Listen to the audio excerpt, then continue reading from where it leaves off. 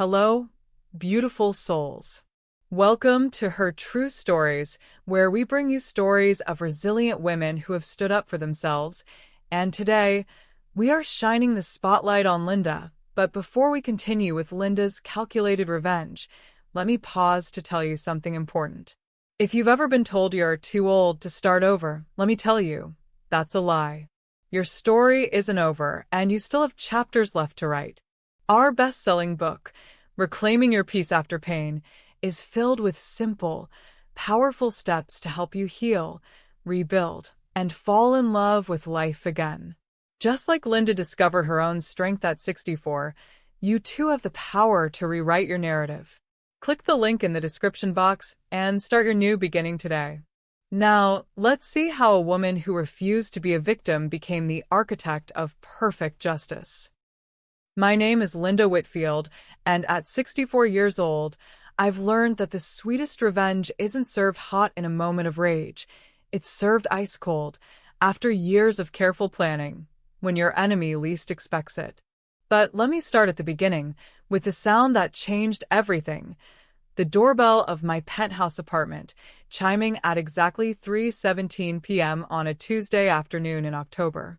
I was standing in my marble-floored foyer, wearing the cream-colored cashmere dress I'd chosen specifically for this moment, my long silver hair perfectly styled, my grandmother's pearls gleaming at my throat. Through the security monitor, I could see her, my daughter Sarah, now 38 years old, standing in the hallway with her 19-year-old daughter Emma beside her. Sarah looked nervous, fidgeting with her designer handbag in that way she'd done since childhood, when she wanted something she knew she didn't deserve. Emma appeared uncomfortable, glancing around the expensive hallway as if she'd never seen luxury before, which, given their current financial situation, she probably hadn't. They'd both changed since I'd last seen them 3 years ago. Sarah's blonde hair showed expensive highlights that couldn't quite hide the stress lines around her eyes. Emma had grown tall and lean, with the kind of natural beauty that reminded me painfully of myself at that age. Both wore clothes that were trying too hard to look casual, the kind of outfit you choose when you want to appear humble while asking for money. I let the doorbell ring 3 more times before I finally approached the door. Each chime echoed through my penthouse like a death knell for the relationship I'd once treasured above all others. When I opened the door, I didn't step aside to let them in. I simply stood there, filling the doorframe, looking at the 2 people who had abandoned me during the darkest period of my life. "Hello, Mother," Sarah said, her voice carefully modulated to sound warm and loving. "You look wonderful. Doesn't she look wonderful, Emma?" Emma nodded obediently, though I could see the uncertainty in her eyes. "Hi, Grandma Linda. It's been too long." "Has it?" I replied, my voice perfectly neutral. I hadn't noticed. The silence stretched between us like a chasm. Sarah's smile faltered slightly, but she pressed on with the performance she'd clearly rehearsed. "We heard about Uncle James," she said, her voice dropping to an appropriately sympathetic tone. "I'm so sorry for your loss. He was such a wonderful man." "Yes, he was," I agreed. "Unlike some people, James never forgot I existed." Sarah flinched at the barb, but recovered quickly. "Mother, I know things have been difficult between us, but I was hoping we could talk. Maybe start fresh." I studied her face, noting the carefully applied makeup that couldn't quite hide the desperation in her eyes. Behind her, Emma shifted uncomfortably, clearly wishing she were anywhere else. "Start fresh," I repeated slowly, as if tasting the words. "How interesting. You only remember I exist now that there's a penthouse attached to my name." The color drained from Sarah's face. "That's not. I mean, of course I'm happy that Uncle James left you this beautiful place, but that's not why." "Isn't it?" I interrupted, my voice still maddeningly calm. "Then perhaps you can explain where you were for the past 3 years. Where were you when I was fighting for my life? Where were you when I was so weak from chemotherapy that I couldn't lift my head off the pillow? Where were you when I lay in that hospital bed, staring at an empty chair where my daughter should have been sitting?" Sarah's mouth opened and closed like a fish gasping for air. Emma looked stricken, her young face crumpling as she began to understand the depth of her family's dysfunction. "Mother, please," Sarah finally managed. "I know I made mistakes, but—" "Mistakes?" I stepped forward slightly, forcing her to take a step back. "Abandoning your mother during cancer treatment isn't a mistake, Sarah. It's a choice. A choice that reveals exactly who you are." I saw neighbors beginning to peek out of their doors, drawn by the sound of our conversation. Mrs. Ellis from 4B was pretending to check her mail while obviously eavesdropping. "Perfect. You want to start fresh?" I continued, my voice carrying clearly down the hallway. "Then let me be perfectly clear about our relationship. You are not welcome in my home. You are not welcome in my life. And you are certainly not welcome to any part of my inheritance." Sarah's carefully constructed facade finally cracked. "You can't be serious. I'm your daughter." "My daughter died 3 years ago," I replied without emotion. "She died in a hospital room while I was fighting cancer alone. What you are is a stranger who happens to share my last name."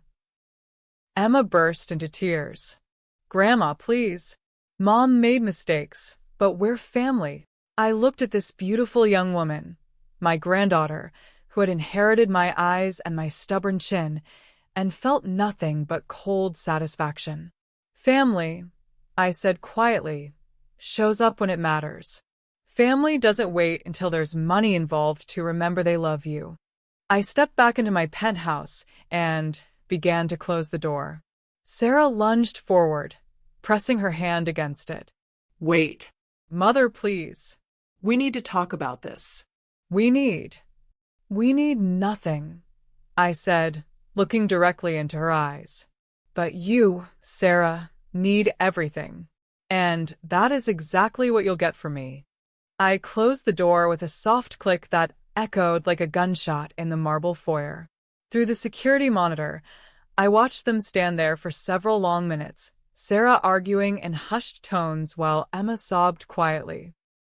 Eventually, they left, but not before I saw Sarah pull out her phone and make what was clearly an angry call to someone, probably her husband Richard, the failed businessman who'd undoubtedly sent her here to beg for money.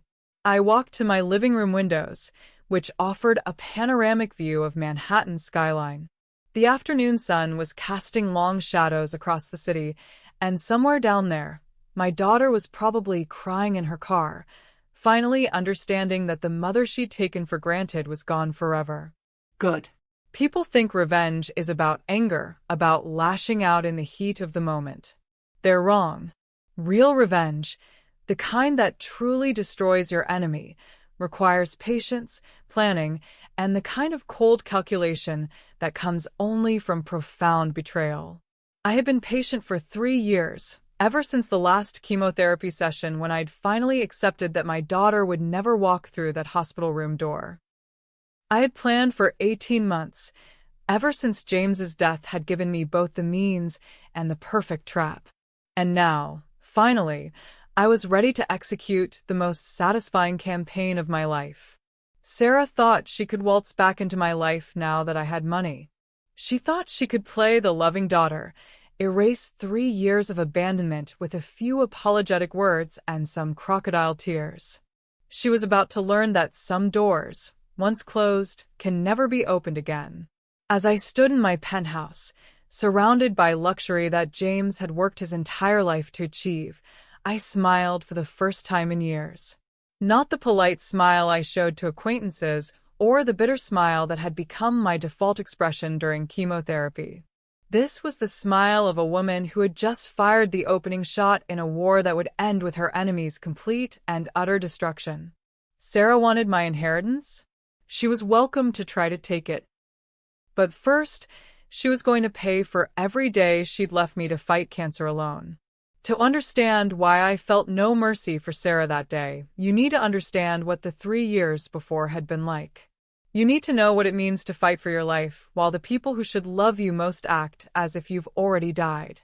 The diagnosis came on a Thursday in March, delivered by Dr. Peterson in the same gentle tone he probably used to discuss the weather. I'm afraid it's breast cancer, Linda. Stage 2, which means it's aggressive but treatable. Treatable. Such a clinical word for the hell that was about to consume my life. I called Sarah within an hour of leaving the doctor's office. She was at work, some marketing job she'd taken after her previous business venture failed, and I could hear the distraction in her voice even before I spoke. Hi, Mom, what's up? I'm actually in a meeting, so this needs to be quick. I have breast cancer, I said simply, because there was no gentle way to deliver that kind of news. The silence that followed lasted exactly 4 seconds. I know because I counted them, the way you count the space between lightning and thunder to measure how far away danger is. Oh my God, she finally said, and for a moment I thought I heard genuine concern in her voice. Mom, that's how bad is it? Stage 2. I start chemotherapy next month. Okay, she said, and I could hear her mind already racing ahead to logistics, to how this would affect her life rather than mine. Do you need me to come up? I mean, I have this huge project at work, and Richard's having issues with his business, but if you really need me. The offer hung in the air like a soap bubble, beautiful on the surface, but empty inside, ready to pop at the slightest pressure. No, I said quietly. Don't let me interrupt your life. Are you sure? Because I could maybe come for a weekend next month, after this project wraps up. Next month. After her project wrapped up. As if cancer operated on her schedule. I'm sure, I said, and hung up before she could offer any more conditional support.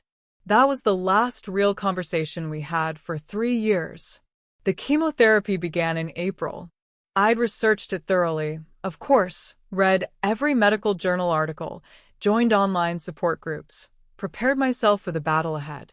But nothing really prepares you for the reality of poison coursing through your veins, necessary poison that saves your life by nearly killing you first. The first session wasn't too bad.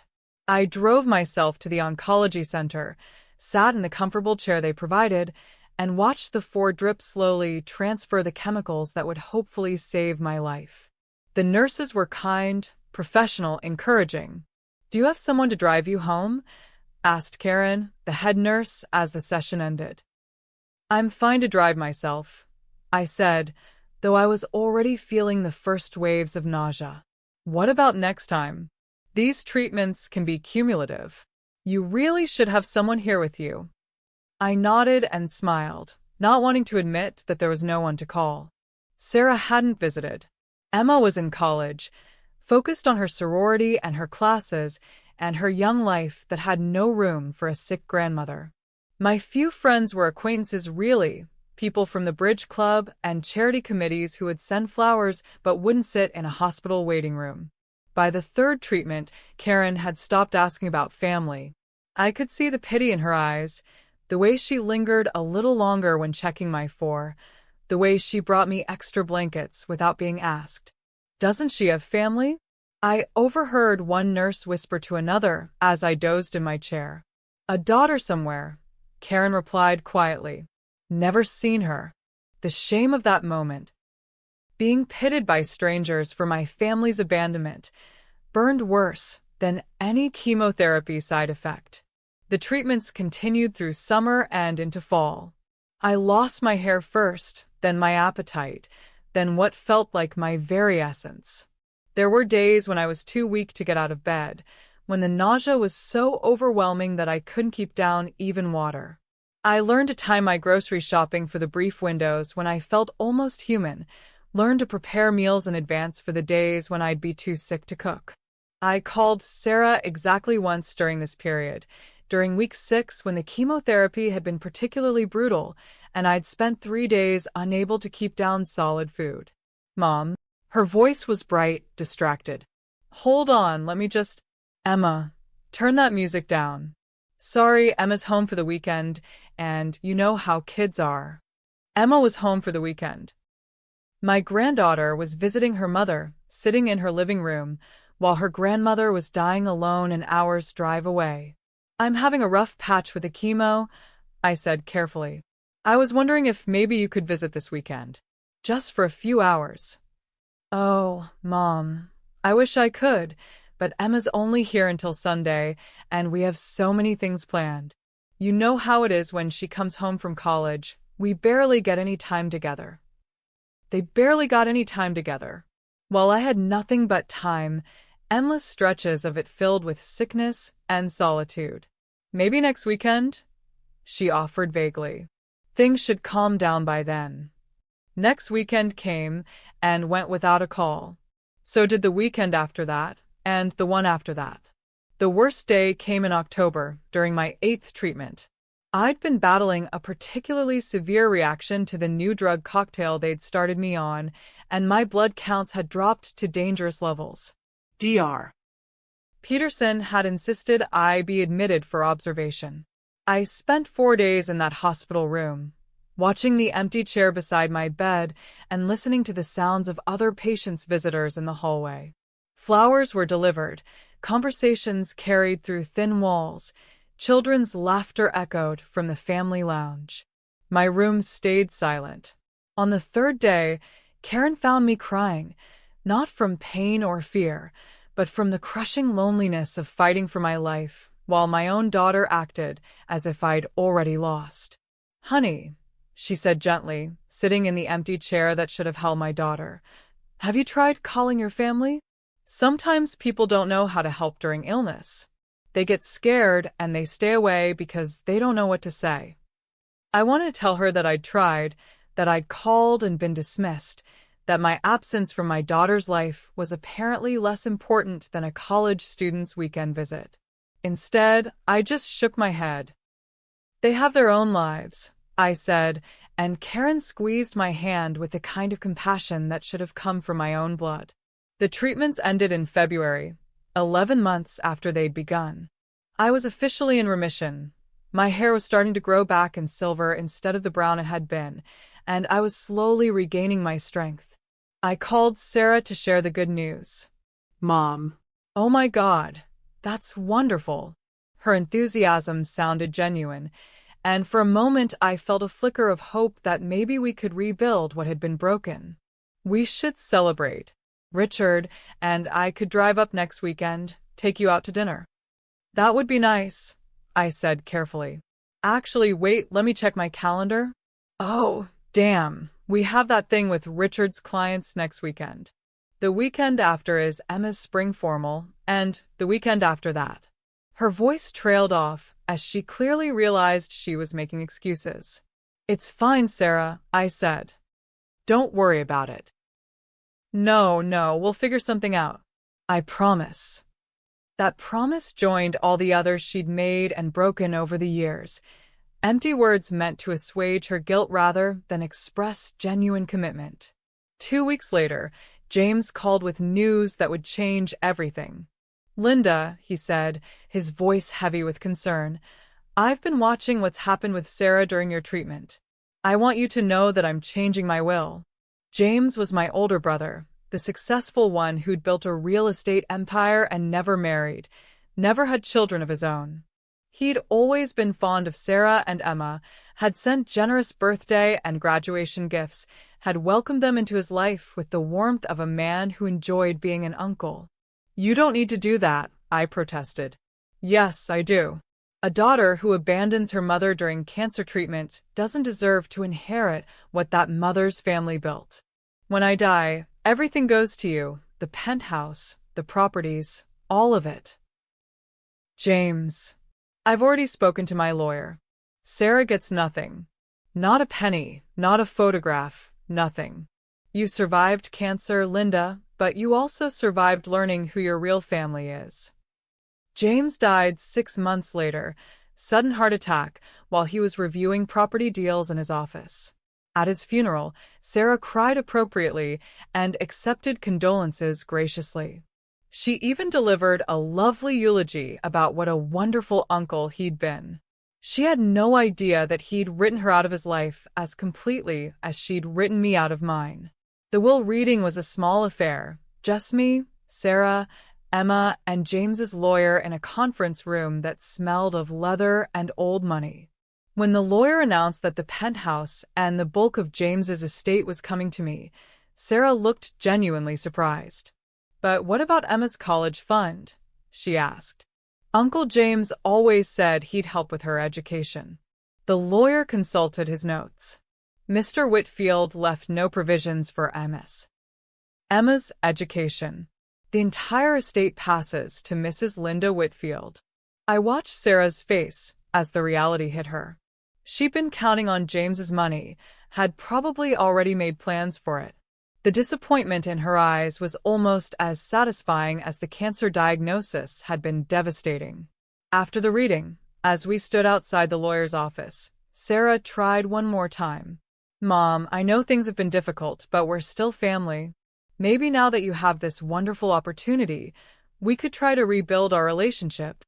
I looked at my daughter, this woman who had ignored my cancer but showed up to my brother's funeral, who had forgotten me during my chemotherapy but remembered me when there was money involved, and felt something cold and final settle in my chest. "We'll see," I said noncommittally. 3 months later, I moved into the penthouse. 2 months after that, Sarah rang my doorbell for the first time in over 3 years. Now you understand why I felt no mercy when I closed that door in her face. Some betrayals are too complete for forgiveness, some absences too profound for explanation. Sarah thought she could waltz back into my life because I now had something she wanted. She was about to learn that the mother she'd abandoned during cancer treatment was gone forever, replaced by someone much more dangerous. Someone who remembered every empty day, every missed call, every moment of being treated like I was already dead. Someone who was very much alive and very ready for revenge. The penthouse was more than just real estate, it was a weapon, and I intended to use it with surgical precision. James had chosen well when he'd purchased the apartment 15 years earlier. Located on the 42nd floor of one of Manhattan's most exclusive buildings, it offered panoramic views of Central Park and the city's skyline, with floor-to-ceiling windows that made visitors feel like they were floating above the world. The interior was a masterpiece of understated elegance. Marble floors throughout, a gourmet kitchen with professional-grade appliances, 3 bedrooms including a master suite with a walk-in closet larger than most people's apartments, and a library that James had filled with first-edition books he'd never had time to read. But what made it truly valuable wasn't the luxury. It was the location, the exclusivity, the fact that apartments in this building rarely came on the market, and when they did, they sold for astronomical sums. According to my real estate agent, comparable units were selling for upwards of $8 million. $8 million that Sarah knew I now possessed, along with James's investment portfolio and his collection of rental properties throughout the city. Moving into the penthouse was like putting on armor. Every morning, I woke up surrounded by beauty and luxury that I'd never dreamed of possessing. Every evening, I stood at those windows looking down at the city where my daughter lived in increasingly desperate circumstances, and I felt the deep satisfaction of someone who had not only survived their enemy's attack, but emerged stronger than before. The irony wasn't lost on me. Sarah had abandoned me during cancer treatment partly because dealing with my illness was inconvenient, partly because she'd never been particularly close to me, but largely because she'd assumed I would die and she'd inherit whatever modest estate I might leave behind. Instead, I'd survived, grown stronger, and inherited a fortune that dwarfed anything she could have imagined. The first month in the penthouse was spent settling in and planning. I hired a decorator to update the apartment's color scheme. James had favored masculine browns and grays, while I preferred softer creams and blues that complemented my silver hair and made the space feel more feminine. I also installed a comprehensive security system with cameras in every common area, ostensibly for protection but really for documentation. I knew Sarah would eventually make her move, and when she did, I wanted evidence of everything she said and did. My new neighbors were exactly the kind of people Sarah desperately wanted to impress. Old money families, successful business people, a few celebrities who valued privacy above publicity. During my first building association meeting, I made sure to mention my daughter in casual conversation. I have a daughter who lives in the city, I told Mrs. Ellis, the building's unofficial social coordinator. Though we've been estranged recently. She didn't visit during my cancer treatment, you see. Some children just aren't equipped to handle their parents' mortality. The information spread through the building like wildfire. Nothing traveled faster through elite social circles than gossip about family dysfunction and the story of the ungrateful daughter who'd abandoned her mother during chemotherapy was particularly scandalous. By the time Sarah finally showed up at my door, half the building already knew she was the callous woman who'd left her mother to fight cancer alone. The day after I'd slammed the door in Sarah's face, she called my phone 17 times. I let every call go to voicemail, then listened to them with the detached interest of a scientist studying lab specimens. The first few messages were angry. "Mom, this is ridiculous. You can't just shut me out over a misunderstanding." The middle messages were pleading. "Please, Mom, let's talk about this like adults. I know I wasn't there as much as I should have been, but I'm here now." The final messages were desperate. "Mom, please pick up. Richard says we need to discuss the family assets. There might be tax implications you haven't considered." Richard says we need to discuss the family assets. There it was, the real reason for her sudden interest in reconciliation. Not love, not guilt, not genuine remorse for abandoning me during the worst period of my life. Money. I deleted all the messages without responding. 3 days later, flowers arrived, an elaborate arrangement of white roses and lilies that probably cost more than Sarah could afford. The card read, "With love and apologies. Your daughter, Sarah." I had the flowers delivered to the cancer center where I'd received treatment, with a note asking them to place them in the family lounge where other patients' relatives gathered while their loved ones underwent chemotherapy. The nurses recognized my name and understood the gesture immediately. A week after that, Sarah sent Emma. My granddaughter appeared at my door on a Thursday evening, looking nervous and guilty. Unlike her mother, Emma had always been a poor liar, and I could see the conflict written clearly across her young face. "Hi, Grandma," she said when I opened the door. "I was hoping we could talk." "Were you?" I asked, not inviting her in. "Or were you hoping to scout out the apartment for your mother?" Emma's cheeks flamed red. "That's not. I mean, Mom didn't send me exactly. I came because I think this whole situation is getting out of hand." "Do you?" I leaned against the doorframe, studying this beautiful young woman who had inherited my stubborn chin and my talent for rationalization. "Tell me, Emma, where were you when I was having chemotherapy?" "I was in college, Grandma. I'm sorry I didn't visit more, but I was so focused on my studies, and Mom said you wanted space to heal." "Your mother said I wanted space?"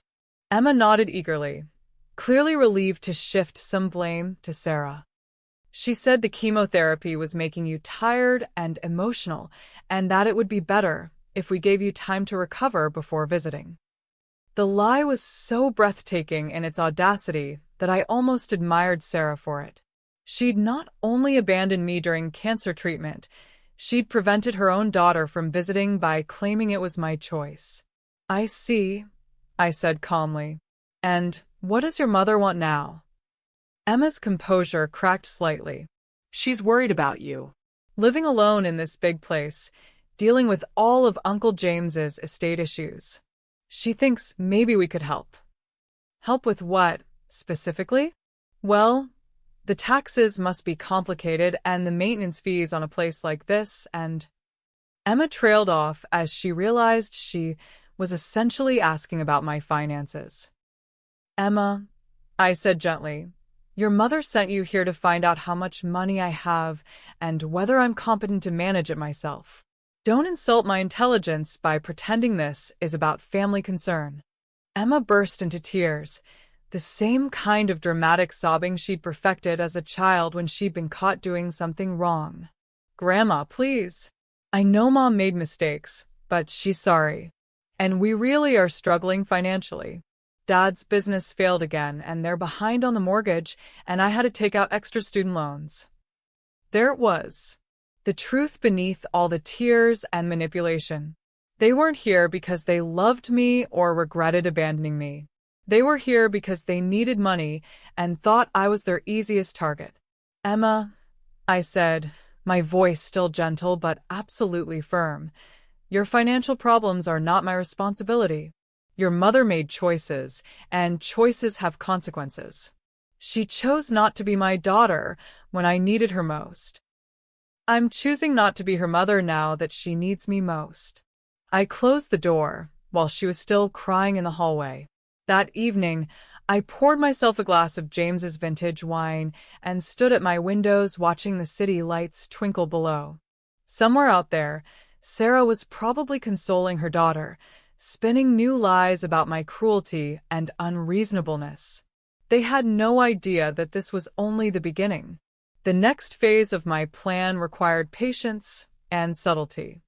I began attending social events in my building and the surrounding neighborhood, making sure to establish myself as a grieving cancer survivor whose ungrateful family had abandoned her in her time of need. At charity luncheons, I would mention casually how grateful I was for the oncology nurses who had been more supportive than my own daughter. At book club meetings, I would reference the loneliness of fighting cancer without family support. At building association gatherings, I would thank my neighbors for being the community I'd never had from my blood relatives. The story spread organically through Manhattan's interconnected social networks. Sarah's name was never mentioned directly, but people began to understand that somewhere in the city lived a woman callous enough to abandon her own mother during cancer treatment. When Sarah finally made her first tactical error, I was ready for it. It happened 6 weeks after I'd closed the door in her face. I was returning from dinner with Mrs. Ellis when I found Sarah in the building's lobby, arguing with a concierge. "I'm her daughter," Sarah was saying, her voice rising with frustration. "I just need to speak with her for 5 minutes." "Ma'am, as I've explained, I cannot give out information about residents or allow unauthorized access to the building," the concierge replied with professional calm. "Unauthorized access? She's my mother." "The same mother you didn't visit during her cancer treatment?" Mrs. Ellis said sweetly as we approached. "How interesting that you've suddenly remembered you have a mother now that she's inherited a penthouse." Sarah spun around, her face flushing red as she recognized the trap she'd walked into. Here she was, making a scene in front of my neighbors, proving everything I'd said about her character. "Mrs. Ellis, this is a private family matter." "Oh, my dear," Mrs. Ellis interrupted, "nothing is private once you abandon your family. The entire building knows what kind of daughter you are." I watched Sarah realize that her reputation in my new social circle was already destroyed before she'd even met most of these people. The humiliation in her eyes was almost as satisfying as the cancer remission had been hopeful. "Hello, Sarah," I said pleasantly. "Trying to visit again? How thoughtful. Though I notice you only think to visit when you need something." "Mom, please, can we just talk? 5 minutes." We had 3 years to talk. You weren't interested then.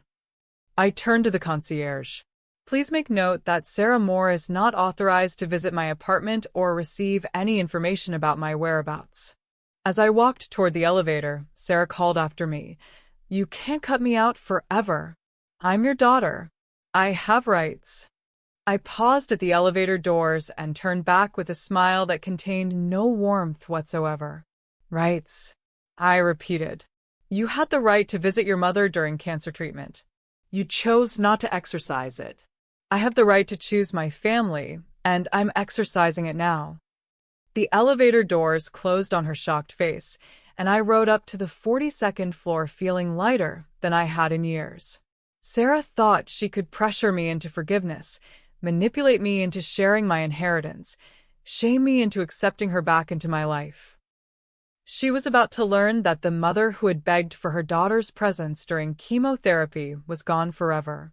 In her place was someone much more dangerous, someone who had learned that family was a choice, not an obligation, and who had chosen to write her ungrateful daughter out of her life as completely as James had written her out of his will. The penthouse wasn't just my home now. It was my fortress, my command center, and my proof that some stories have happy endings, even if happiness comes at the expense of people who never deserved it in the first place. The key to destroying an enemy is not to attack them directly, it's to make them destroy themselves while you watch from a safe distance. Sarah was greedy, desperate, and had never been particularly bright when it came to reading people's motivations. Those weaknesses would become her downfall.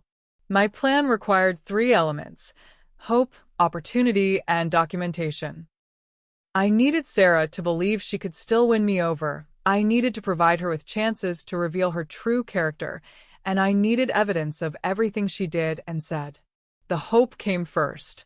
2 weeks after the lobby confrontation, I had my lawyer, Elaine Harper, reach out to Sarah's attorney with a carefully crafted message. The call was allegedly about estate planning, specifically the need to update my will and power of attorney documents now that I'd inherited James's substantial assets. Mrs. Whitfield is considering various options for her estate distribution, Elaine told Sarah's lawyer. While their relationship has been strained, she hasn't made any final decisions about her daughter's inheritance.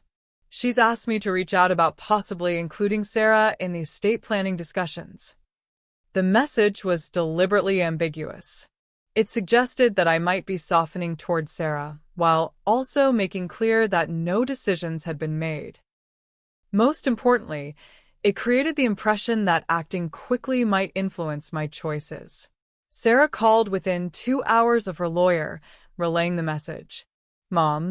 Her voice was carefully controlled, trying to strike the right balance between humble and hopeful.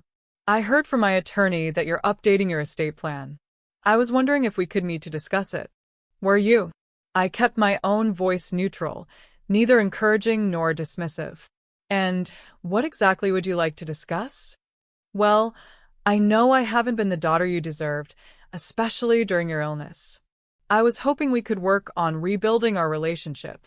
Maybe start slowly, with coffee or lunch." The offer sounded reasonable, even heartfelt.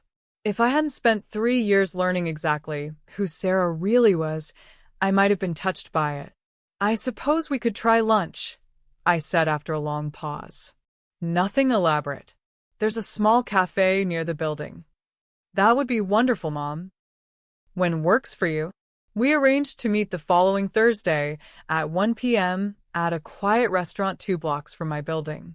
I chose the location carefully, close enough that I wouldn't be inconvenienced, public enough that Sarah couldn't make a scene, expensive enough that she'd feel uncomfortable paying if the bill somehow ended up being her responsibility. I arrived 10 minutes early and chose a table with a clear view of the entrance. Sarah appeared exactly on time, dressed in what was clearly her best outfit, but which probably represented a significant portion of her current wardrobe budget. "Mom," she said, bending to kiss my cheek in a gesture that felt as artificial as it looked. "You look wonderful. The penthouse life must agree with you." "It's quite comfortable," I agreed, gesturing for her to sit. "Though I imagine any home feels comfortable when you're not worried about abandoning the people who live there." Sarah's smile faltered momentarily, but she recovered quickly. "I deserve that. I know I wasn't there for you the way I should have been." "Weren't there at all," I corrected. "Let's be precise about our terms." The waitress approached, and I ordered the most expensive entree on the menu along with a glass of wine that cost more than most people spent on an entire meal. Sarah ordered a salad and water. "Mom, I want you to know how sorry I am," Sarah began once we were alone. "I was dealing with my own problems, Richard's business was failing, Emma needed help with college applications, and I didn't know how to handle seeing you so sick. So, your solution was not to see me at all. It was wrong. I know that now. But I'm here now, and I want to make things right. I sipped my wine and studied her face. Sarah had always been a decent liar, but 3 years of financial stress had left her looking worn around the edges. I could see the calculation behind her eyes, the way she was measuring every word for maximum impact. Making things right is an interesting concept, I said finally. What exactly did you have in mind? I thought maybe we could start spending time together. I could visit regularly, help you with anything you need around the penthouse. Emma could visit too. She's been wanting to see you. Has she? The same Emma who couldn't find time to visit her grandmother during cancer treatment, but now wants to see the penthouse. Sarah's cheeks flushed, but she pressed on. She's young, Mom. Young people don't always understand how serious these things are. She's 19, not 9. At 19, I was working 2 jobs to pay for college. But I suppose different generations have different priorities. The barb hit home, and Sarah's carefully constructed facade cracked slightly. Look, I know you're angry, and you have every right to be, but I'm trying to fix things. Isn't that worth something? It might be, if I believed your motives were genuine. I signaled the waitress for another glass of wine. But we both know this isn't about fixing our relationship. This is about my inheritance. Sarah's mouth fell open in what I'm sure she thought was convincing surprise. How can you say that? I'm your daughter. You're a stranger who happens to share my DNA, I corrected. My daughter would have visited during chemotherapy. My daughter would have held my hand when I was scared. My daughter would have been there when I needed her most. I'm here now. Yes, you are. Now that I have money. How convenient. Sarah leaned forward, her voice dropping to a whisper. Mom, please. I know I failed you, but I'm desperate. Richard's business debts are crushing us. We might lose the house. Emma had to take out so many student loans that she'll be paying them off for decades. Finally, the truth. Not apologies or remorse, but financial desperation dressed up as family concern. And you think my inheritance should solve your problems? I think maybe Uncle James left you all that money partly because he knew you'd take care of the family, that you'd help Emma with college, help us get back on our feet. The audacity was breathtaking. Sarah was rewriting James's motivations to make her abandonment of me seem like part of some larger family plan. James left me his money because you abandoned me during cancer treatment, I said quietly. He told me so himself. He said a daughter who couldn't be bothered to visit her dying mother didn't deserve to inherit what that mother's family built. The color drained from Sarah's face. He said that? Those exact words. James watched you ignore me for 3 years, and he decided you'd written yourself out of the family. His will simply made it official. Sarah sat back in her chair, finally understanding that her assumptions about James's generosity had been completely wrong. There would be no easy inheritance, no guilt-driven handouts, no family money to solve her problems. But I'm trying to make amends, she said weakly. Are you? Or are you trying to manipulate me into giving you money? Both, Sarah admitted, apparently deciding that honesty might be more effective than continued lies. Yes, we need help. But I also genuinely want to rebuild our relationship. I see. And if I had no money? If James had left me nothing and I was still living in my old apartment, struggling on Social Security, would you be here then? Sarah's silence was answer enough. I finished my wine and placed the glass precisely in the center of my plate. Thank you for lunch, Sarah. It's been illuminating. Wait, where are you going? We haven't finished talking. We finished talking 3 years ago when you decided I wasn't worth your time. This was just you discovering that my time is no longer available to you. I stood to leave, then paused as if struck by a sudden thought. I'll go, I said slowly. I suppose it's possible that you could earn your way back into my good graces. Sarah's eyes lit up with desperate hope. How? What do you need? Nothing from you specifically. But I am getting older and managing James's estate is complex. I might need help with paperwork, financial documents, that sort of thing. It was the perfect bait, vague enough to seem legitimate, important enough to justify regular contact, and administrative enough to provide opportunities for Sarah to reveal her true intentions. I could help with that, Sarah said eagerly. I'm good with paperwork, and I understand financial documents from Richard's business. Perhaps. Let me think about it. In the meantime, why don't you call me next week? We could discuss what kind of assistance I might need. I left Sarah at the table with the check, a deliberate power play that she couldn't protest without seeming petty. Over the next 2 weeks, I carefully cultivated Sarah's hope while providing her with just enough access to make her think she was making progress. I invited her to coffee once, then canceled at the last minute due to a medical appointment. I asked her to help me review some property documents, then decided I wasn't ready to share that information yet. Each interaction was designed to keep her invested while preventing her from gaining any real access to my affairs. More importantly, each conversation was recorded by the small device I carried in my purse, a precaution Elaine had suggested given Sarah's history of manipulation. The recordings revealed exactly what I'd expected. When Sarah thought she was making progress, she was warm and attentive. When frustrated by delays, she was calculating and cold. And when she talked to Richard between our meetings, conversations I could hear clearly. When she forgot to end our phone calls properly, she was explicit about her intentions. She's stringing me along, I heard her tell her husband after our third coffee meeting. But I think she's weakening. She mentioned needing help with estate documents. If I can get access to those papers, we'll know exactly what we're dealing with. Good, Richard replied. We need to know how much she's worth before we decide how much pressure to apply.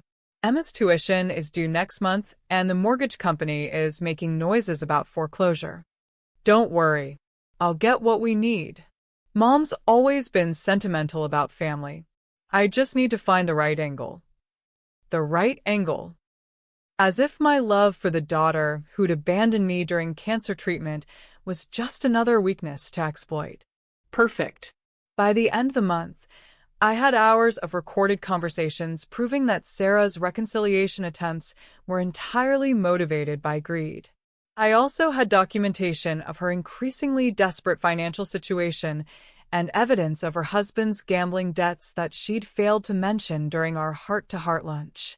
Most importantly, I had Sarah exactly where I wanted her, invested enough in our relationship to take risks, desperate enough to make mistakes, and convinced enough of my gradual softening to let her guard down completely. The trap was set. Now all I had to do was wait for her to spring it. Sarah thought she was playing me, manipulating the grieving cancer survivor into sharing her newfound wealth. She had no idea that every word she spoke was being recorded, every lie cataloged, every manipulation documented for future use. The daughter who had abandoned me during my darkest hours was about to discover that I had learned some very valuable lessons during those long nights in chemotherapy chairs. The most important lesson? Sometimes the best revenge is simply giving people enough rope to hang themselves. While Sarah schemed to gain access to my estate documents, I began the systematic destruction of her reputation in the social circles she desperately wanted to join. It was important that her downfall be as public as her abandonment of me had been private. Manhattan's upper-class social scene is surprisingly small and interconnected. The same people appear at charity galas, museum fundraisers, private clubs, and exclusive restaurants. They all know each other, or know someone who knows someone, and gossip travels through these networks faster than money through a politician's campaign fund. My entry into this world had been seamless, partly because of the Penthouse address and partly because I played the role of dignified cancer survivor perfectly. I was sympathetic without being pitiful, wealthy without being ostentatious, and mysterious enough about my family situation to make people curious. The curiosity was exactly what I needed. It started at a charity luncheon for the Metropolitan Museum. I was seated at a table with 5 other women, all wives of successful businessmen or independently wealthy widows like myself. The conversation naturally turned to family, children's careers, grandchildren's accomplishments, the usual competitive bragging disguised as maternal pride. "And what about your family, Linda?"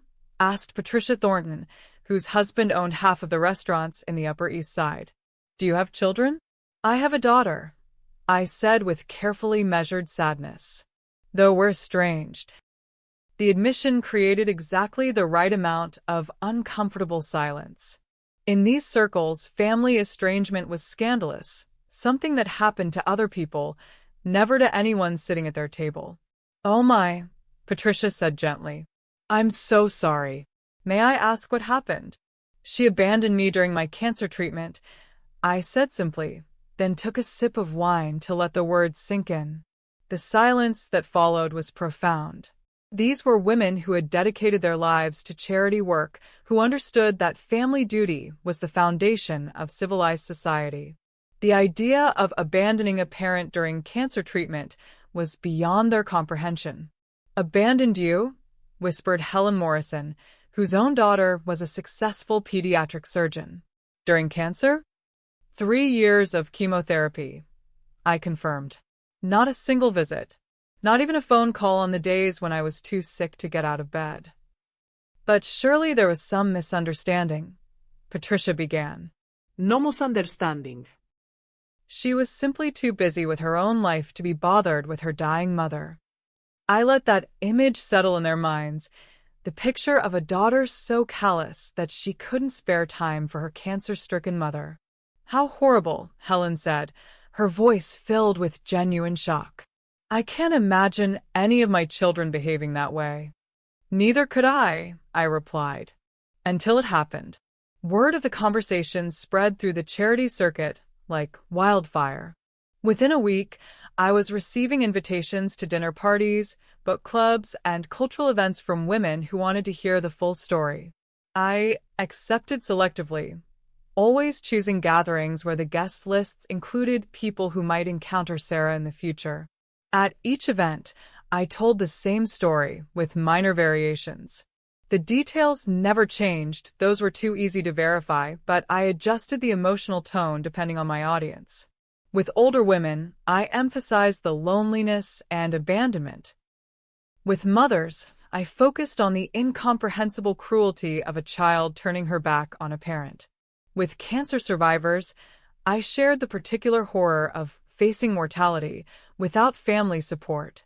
The story resonated because it tapped into every parent's deepest fear, that they might raise a child capable of such heartless betrayal. 2 months into this campaign, Sarah made her first attempt to enter my new social circle. I was attending a gallery opening in Soho, making polite conversation with the curator, when I spotted Sarah across the room. She was dressed in what was obviously a borrowed outfit, too expensive for her current financial situation but not quite fitting properly, and she was working her way through the crowd with the determined smile of someone crashing a party. She approached my group with practiced confidence.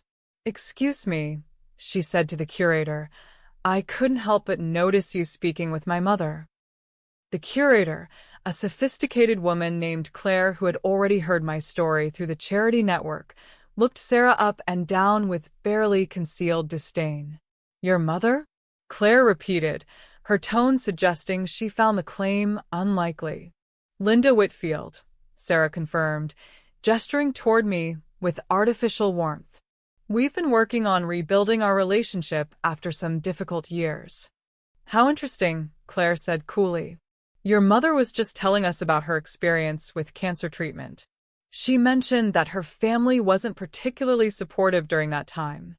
Sarah's smile faltered, but she recovered quickly. "Well, family relationships are complicated, aren't they? Sometimes people misunderstand." "Misunderstand abandonment?" I interrupted, my voice carrying clearly through the suddenly quiet group. I wasn't aware that abandonment was open to interpretation. The people around us, art collectors, gallery owners, cultural influencers, all turned to witness what was clearly a family drama playing out in public. Sarah realized too late that she'd walked into an ambush. "Mom, please, this isn't the place for—" "Isn't it?" I asked pleasantly. "You chose to approach me in public, introduce yourself as my daughter to people who know exactly what kind of daughter you've been. Did you think they wouldn't be curious about the woman who left her mother to face cancer alone?" Sarah's face flushed red as she realized that everyone in earshot was staring at her with a mixture of curiosity and disgust. This was the woman they'd heard about, the heartless daughter who'd abandoned her dying mother. "I think there's been some confusion," Sarah said desperately. "I was dealing with my own problems." "What problems could possibly be more important than your mother's cancer treatment?" asked Margaret Sterling, a prominent socialite who had just joined our group. Sarah opened and closed her mouth like a fish, unable to come up with any response that wouldn't make her look even worse. "Perhaps we should discuss this privately," she finally managed. "Oh no," I said with a smile that could have frozen champagne. "You wanted to introduce yourself to my friends. Let them get to know you properly." I turned to address the group. "This is Sarah Moore, my estranged daughter. She's the one I told you about, the one who couldn't find time to visit during my 3 years of chemotherapy." The collective intake of breath was audible. These people had heard the story, but seeing the actual perpetrator standing before them was different. They could see Sarah's expensive but ill-fitting clothes, her desperate expression, her obvious discomfort at being exposed. "I should go," Sarah said quietly. "Yes," I agreed. "You should. You're quite good at leaving after all." Sarah fled the gallery while a dozen influential New Yorkers watched her retreat. By the next morning, the story of the confrontation had spread through the social network like a virus. Sarah Moore was now a known quantity in circles she desperately wanted to enter, known as the woman heartless enough to abandon her mother during cancer treatment. But I wasn't finished. Over the next month, I made sure to attend events where Sarah might appear. Charity auctions, museum openings, exclusive restaurant parties, anywhere she might try to network or social climb, I was there first, inoculating the crowd against her presence. The pattern was always the same. I would arrive early, establish myself with the key influencers, and casually mention my daughter's abandonment in the context of discussing family loyalty or the importance of supporting cancer research. By the time Sarah appeared, if she appeared, the room was already predisposed against her. The social guillotine fell swiftly and completely. Invitations stopped coming. Phone calls weren't returned. Business contacts dried up. Sarah found herself shut out of the very circles she'd hoped to enter through association with my newfound wealth and status. But the most devastating blow came from an unexpected source: Emma. My granddaughter called on a Tuesday evening, her voice thick with tears. "Grandma Linda, I need to talk to you about Mom." "What about her, dear?" "I know you two are fighting, but some of my friends' parents have been saying things about how she treated you during your cancer. They're saying she never visited, never helped, just left you alone." Emma's voice cracked with emotion. "Is it true? Did Mom really abandon you when you were sick?" The question hung in the air between us. This was the moment I'd been building toward, the moment when Sarah's own daughter would be forced to confront the truth about her mother's character. "What do you think, Emma?" I asked gently. "In 3 years of treatment, how many times did you see your mother visit me? How many times did she take me to appointments or sit with me during chemotherapy?" The silence stretched long enough for Emma to count in her head, to realize that the number was 0. "Oh my God," she whispered. "Oh my God, it's true. She really did leave you alone." "Yes, she did. But why? How could she do that to her own mother?" "You'd have to ask her that question." Emma was quiet for a long moment. When she spoke again, her voice was filled with shame and confusion. "Grandma, I'm so sorry. I didn't know." She told me you wanted space to heal, that visitors would be too stressful. I believed her. I know you did, sweetheart. You were young and trusting. You believed what your mother told you. I could have come on my own. I could have driven up from college, could have called, could have done something. But I trusted that she knew what was best. Emma began to cry. Not the manipulative tears she'd used when begging me to reconcile with her mother, but the genuine anguish of a young woman realizing she'd been lied to about something fundamental. I failed you too, she sobbed. I'm just as bad as she is. No, Emma. You were manipulated by someone you trusted. There's a difference between being deceived and choosing to deceive others. What can I do? How can I make this right? The question I'd been waiting for. The opportunity to drive the final wedge between Sarah and the daughter who had been her strongest advocate. You can make your own choices now, I said gently. You're old enough to decide what kind of person you want to be, what kind of family relationships you want to have. You don't have to let your mother's failures define your own character. After Emma hung up, I poured myself a glass of wine and stood at my penthouse windows, looking down at the glittering city below. Somewhere out there, Sarah was about to have the most difficult conversation of her life, explaining to her own daughter why she'd lied about abandoning her cancer-stricken mother.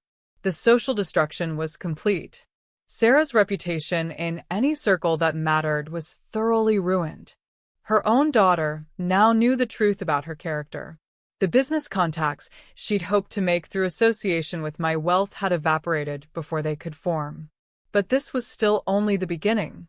Sarah had made one crucial error in her calculations. She'd assumed that my desire for revenge was emotional rather than strategic.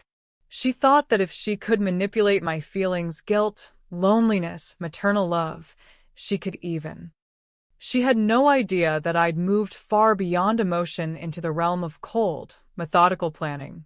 The social humiliation had been satisfying, but it was just the appetizer. The main course was still to come. Sarah's desperation reached its peak 6 weeks after the gallery confrontation, by which point her social reputation was in ruins and her financial situation had become critical. Richard's gambling debts were mounting faster than his ability to pay them, Emma's college tuition was overdue, and the mortgage company had begun foreclosure proceedings on their house. I knew all this because Emma had begun calling me regularly, partly out of genuine remorse for her years of absence, and partly because she needed someone to talk to about her family's disintegration. During these conversations, I learned that Sarah and Richard were fighting constantly about money, that they'd already sold most of their valuable possessions, and that Sarah was making increasingly wild claims about the inheritance she was certain to receive once she worked things out with me. She keeps saying Uncle James meant for the money to help the whole family, Emma told me during one of our phone calls. She says you're just grieving and confused, and that once you think about it logically, you'll realize she was right to give you space during your treatment. The revisionist history was breathtaking in its audacity. Sarah had convinced herself, or was trying to convince herself, that abandoning me during cancer treatment had somehow been the right choice, and that my current anger was just temporary grief that would pass once I came to my senses. What do you think about that? I asked Emma. I think she's lying to herself because the truth is too awful to admit, Emma replied with a clarity that sometimes comes from having your illusions shattered. I think she knows she was wrong, but she can't face it, so she's making up stories to justify what she did. My granddaughter was growing wiser by the day, learning hard lessons about human nature that would serve her well in life. It was Emma who inadvertently provided me with the perfect trap for her mother. Grandma, she said during one of our conversations, Mom keeps asking me if I know anything about your estate planning. She wants to know if you've updated your will, who your lawyer is, whether you've made any decisions about inheritance. What do you tell her? Nothing, because I don't know anything. But she keeps pushing. She even asked me to try to get information from you during our calls. And will you? No, Emma said firmly. I'm not going to spy on you for her. I've done enough wrong already.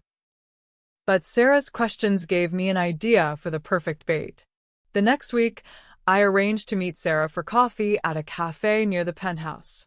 I arrived early and chose a table where I could spread out papers naturally, making sure the most important document was visible, but not obviously displayed.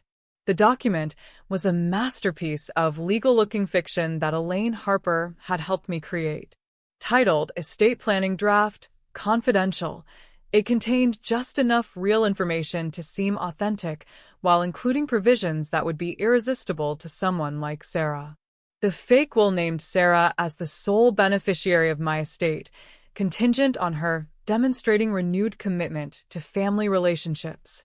It specified that she would inherit not just the penthouse, but all of James's properties and investments, worth approximately $12 million total. Most importantly, it included a clause stating that if I died or became incapacitated before finalizing the will, the draft document would serve as evidence of my intentions. When Sarah arrived, I was reviewing the papers with what appeared to be intense concentration. "Mom, you look stressed," she said, settling into the chair across from me. "Is everything all right?" "Estate planning is more complicated than I expected," I said, shuffling the papers in a way that gave her a clear view of the fake will's header. "James left me more assets than I realized, and the tax implications are staggering." Sarah's eyes locked onto the document like a hawk spotting prey. I could see her reading the visible portions, her breathing quickening as she processed what she was seeing. "Maybe I could help," she offered, her voice carefully casual. "I helped Richard with his business paperwork for years. I understand legal documents." "I don't know," I said, appearing to consider the offer. "These are very personal matters." "Mom, I'm your daughter.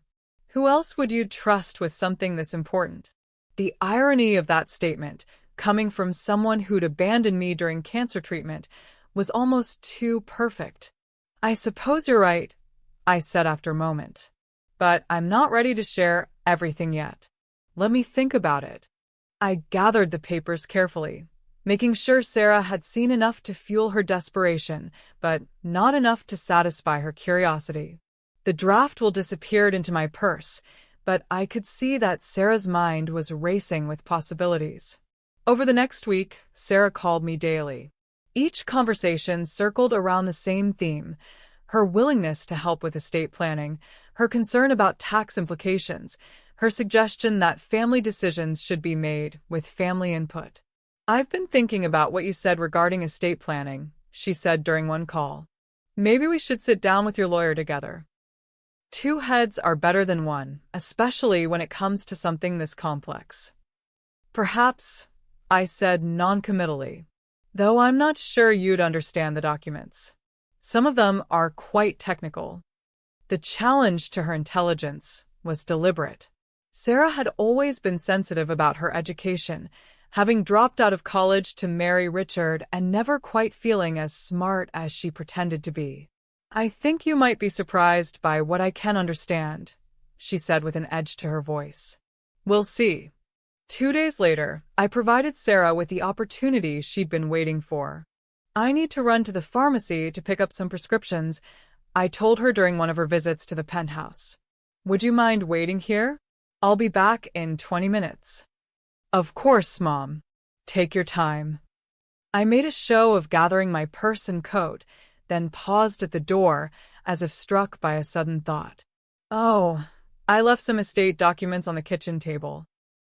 Could you keep an eye on them? I don't want the cleaning lady to accidentally move them." "Absolutely. I'll make sure nothing gets disturbed." I left the penthouse and rode the elevator down to the lobby, where I positioned myself behind a pillar with a clear view of the building's entrance. But I wasn't waiting to see if Sarah would leave. I was giving her exactly enough time to find and copy the documents I'd left strategically placed throughout the apartment. The fake will was on the kitchen table, along with equally fictional power of attorney forms and property transfer documents. Hidden cameras throughout the penthouse were recording everything Sarah did while I was gone. 25 minutes later, I returned to find Sarah sitting calmly in the living room, reading a magazine. "Everything quiet while I was gone?" I asked. "Perfectly quiet. Your documents are exactly where you left them." I checked the kitchen table, where the papers appeared untouched. But the hidden cameras would tell a different story. They would show Sarah photographing every document with her phone, then carefully replacing everything exactly as she'd found it. More importantly, they would record what she did next. Over the following week, Sarah's behavior became increasingly erratic. She called me multiple times a day, sometimes drunk, always fishing for information about my intentions. She showed up at the penthouse unannounced, claiming to be concerned about my health. She even tried to befriend my neighbors, hoping to gather intelligence about my activities. But the most telling evidence came from the phone calls she didn't know I could hear. During one of our conversations, Sarah thought she'd hung up properly, but had actually only pressed the speaker button. I listened as she immediately dialed another number. "Richard, it's me. I got the information we needed." About time. "What does the will say?" "Everything comes to me. The penthouse, the properties, all of it. $12 million total." Jesus. "And what's the catch?" "I have to demonstrate renewed commitment to family relationships, but that's just lawyer language. The important thing is that if she dies or becomes incompetent before the will is finalized, this draft serves as evidence of her intentions." "So, we just wait for her to die?" "We wait, or we help things along. She's already had cancer once. These things have a way of coming back." The casual discussion of my potential death was chilling, but it was exactly the kind of evidence I needed to destroy them completely. 3 days later, Sarah made her fatal mistake. I had arranged to meet her at the penthouse to discuss estate planning, but I called at the last minute to cancel due to a supposed medical appointment. I'm so sorry, dear, I said. "Dr. Peterson wants to see me immediately. Some irregularity in my blood work that he wants to discuss." "Oh no, Mom. "Is it serious?" "I hope not. But you know how these things can be with cancer survivors. We'll have to postpone our meeting." "Of course. Health comes first."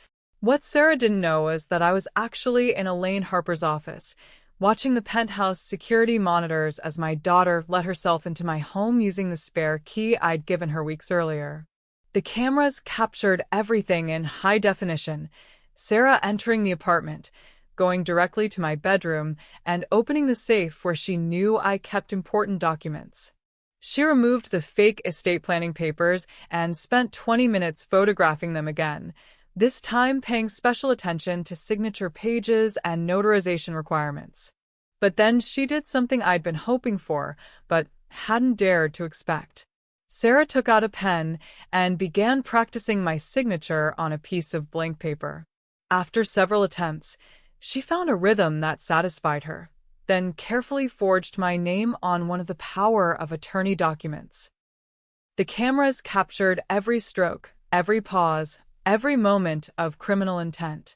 When she was finished, Sarah returned most of the documents to the safe. But she kept the forged power of attorney form, slipping it into her purse with the confidence of someone who believed she'd just solved all her financial problems. Within hours, Sarah was at her bank, attempting to use the forged document to gain access to what she thought were my accounts. She had no idea that the account numbers on the fake documents led to empty accounts Elaine had created specifically for this trap. She also had no idea that the bank had been alerted to watch for suspicious activity involving my estate. The moment Sarah presented the forged power of attorney, the bank's fraud protocols activated. Instead of accessing money that didn't exist, she found herself facing questions from security personnel who had been trained to spot elder abuse and document forgery. "Ma'am, this document requires verification," the bank manager explained. "We'll need to speak directly with Mrs. Whitfield before processing any transactions." "She's in the hospital," Sarah lied smoothly. "That's why she gave me power of attorney. She's too ill to handle financial matters herself." "I understand. But bank policy requires direct contact with account holders for transactions of this nature. Which hospital is she in? We can arrange a bedside verification. Sarah's story began to unravel as she tried to explain why direct verification wasn't possible. The more questions she answered, the more obvious it became that she was attempting to access accounts without proper authorization. By the time Sarah left the bank empty-handed and increasingly panicked, Detective Ryan Calloway was already reviewing the video evidence Elaine had provided. Hours of footage showing Sarah entering my home without permission, practicing my signature, and forging legal documents. The trap had been sprung perfectly. Sarah thought she was on the verge of solving all her financial problems. Instead, she had just committed multiple felonies while being recorded by high-definition security cameras. All that remained was to let her dig the hole a little deeper before the law came calling. And I knew exactly how to ensure she kept digging. The beauty of watching your enemies destroy themselves is that you don't have to lift a finger. You just have to be patient enough to let them make the mistakes that will bury them. Sarah's forged power of attorney had failed at the bank, but instead of realizing she'd walked into a trap, she interpreted the rejection as a temporary setback. Her desperation had reached the point where rational thinking was no longer possible. I knew this because Emma kept me informed about her mother's increasingly erratic behavior. She's convinced that someone at the bank is working against her, Emma told me during one of our phone calls. She says they're probably friends with you, that you've poisoned them against her somehow. What does she plan to do about it? She's talking about going directly to your lawyer, bypassing the bank entirely. She thinks if she can get the estate transferred directly to her name, she can deal with the banking issues later. Perfect. Elaine Harper was expecting exactly this kind of escalation. 2 days later, Sarah called to arrange another meeting at the Penthouse.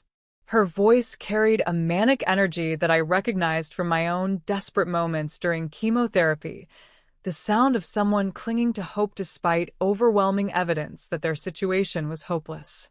"Mom, I think I've figured out a solution to your estate planning problems," she said. "Instead of going through banks and dealing with all their bureaucracy, why don't we work directly with your lawyer to transfer ownership of the major assets? That way you'll have peace of mind, and I can help manage everything without all the complications." Transfer ownership to whom? Well, to me, of course, as your heir. It would simplify everything and protect you from having to deal with financial stress. The audacity was breathtaking. Sarah was essentially asking me to sign over my entire inheritance while she thought she was being clever about it. "That's an interesting idea," I said carefully. "Let me think about it." "What's to think about? You've already decided I should inherit everything. I saw the draft will. This would just make it official and protect you from tax complications." There it was, the admission that she'd been snooping through my estate documents. Exactly the kind of statement that would be useful in court. "I suppose we could meet to discuss it," I said. "But I want everything properly documented. No handwritten notes or informal agreements." "Of course. We should do this right, with proper legal documents and witnesses." Sarah was so focused on getting access to my money that she wasn't thinking clearly about what she was proposing. She wanted legal documents transferring ownership of assets to her, which would require either my genuine consent or forged signatures that could be easily detected by forensic experts. Since she'd already demonstrated her willingness to forge my signature, I was confident I knew which path she'd choose. We arranged to meet at the Penthouse the following Tuesday at 2 p.m.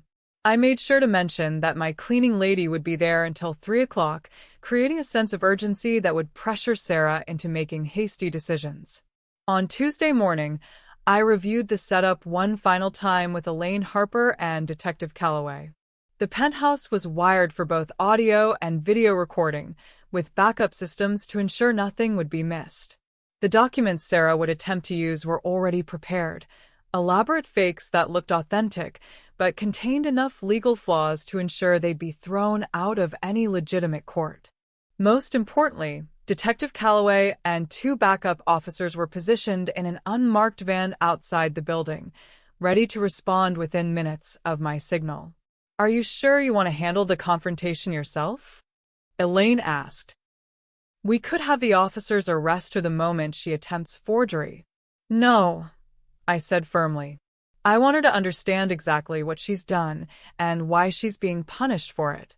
3 years of abandonment deserve more than a simple arrest." Sarah arrived precisely on time, carrying a briefcase that she clearly thought made her look professional and prepared.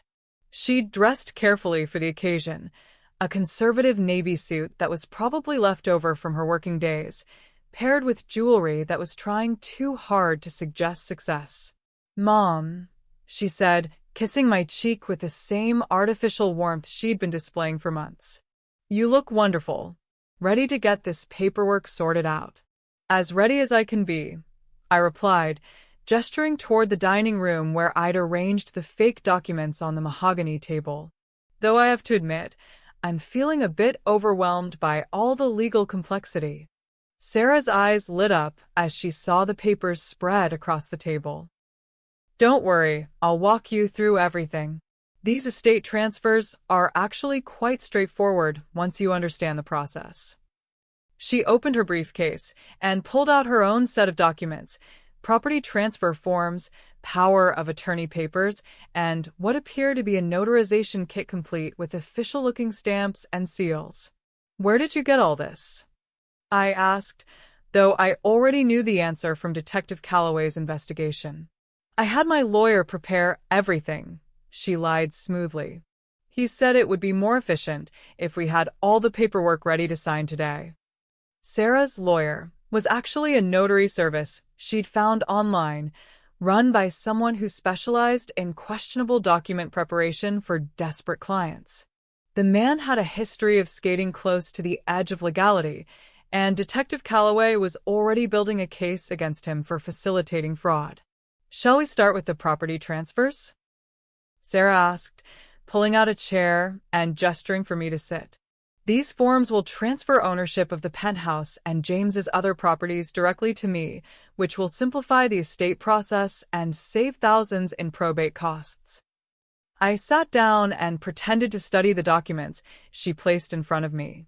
They were impressive-looking fakes, complete with legal-sounding language and official stamps, but they contained enough errors to ensure they'd never hold up in court. "This seems very comprehensive," I said. "But shouldn't my lawyer review these before I sign anything?" "Mom, these are standard forms. Your lawyer would just charge you thousands of dollars to tell you the same thing I'm telling you for free, that this is the smartest way to handle your estate." Sarah was so focused on her goal that she wasn't paying attention to my reactions. She couldn't see that I was deliberately stalling, asking questions designed to get her to reveal more about her intentions. "What about Emma's inheritance?" I asked. "Shouldn't these documents include provisions for her education?" "Emma will be fine," Sarah said dismissively. "Once I have control of the estate, I can make sure she gets what she needs. But having everything in my name first will prevent tax complications and legal challenges." "Legal challenges from whom?"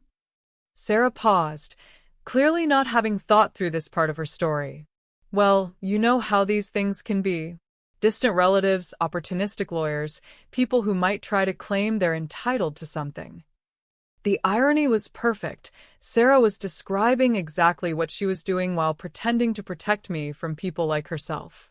"I suppose that makes sense," I said, picking up a pen. "Where do I sign?" Sarah's breathing quickened as she realized I was actually going to cooperate. She pointed to signature lines on multiple documents, her finger trembling slightly with excitement. "Here and initial here," she said rapidly.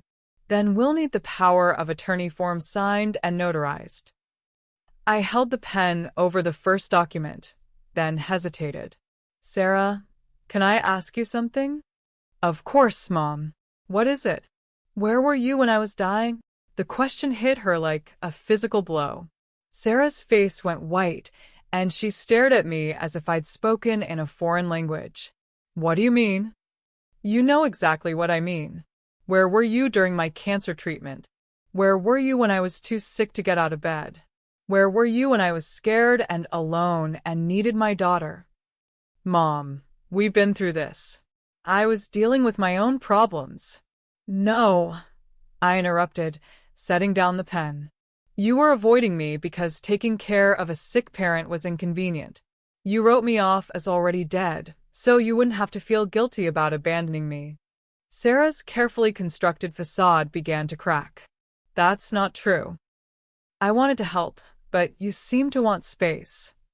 I never wanted space for my daughter. I wanted my daughter to care enough to show up.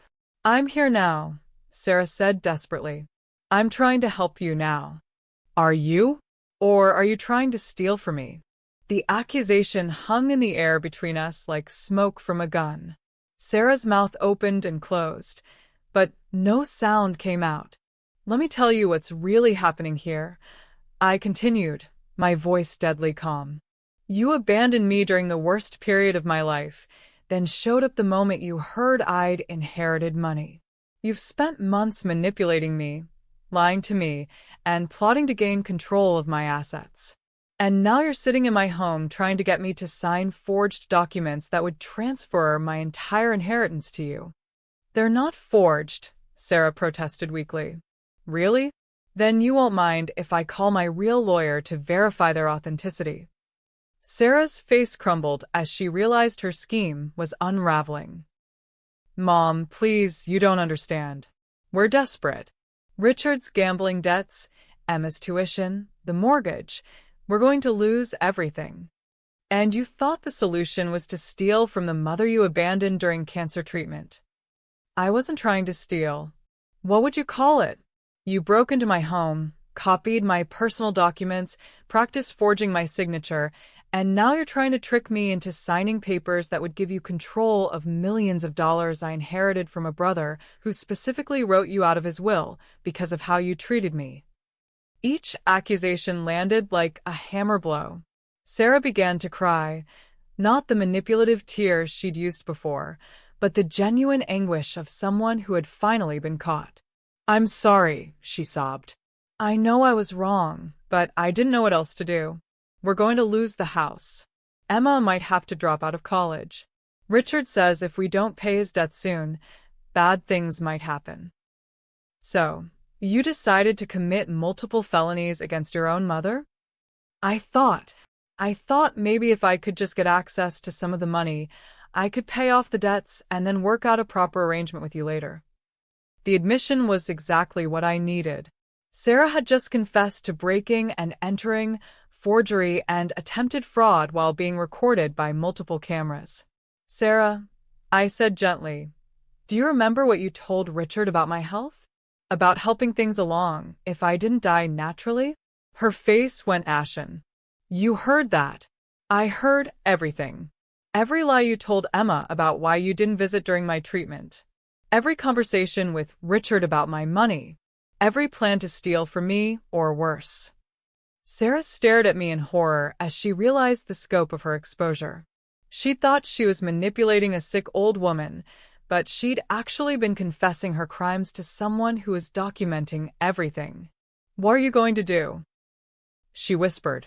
I walked to the window and looked down at the street below, where Detective Calloway was waiting in his unmarked car. I'm going to give you exactly what you deserve, I said, pulling out my phone. Mom, please don't. I pressed a single number on my phone, sending the predetermined signal to Detective Calloway. Linda Whitfield, 4201, Park Avenue, I said when he answered. It's time. Sarah began to hyperventilate as she realized what was happening. She tried to gather up the forged documents, but I calmly stepped between her and the table. Leave them, I said. They're evidence now. Within 3 minutes, I heard the elevator ding in the hallway outside. Sarah looked toward the door like a trapped animal, but there was nowhere to run. The knock was professional and courteous. Mrs. Whitfield? Detective Calloway, NYPD. We spoke earlier.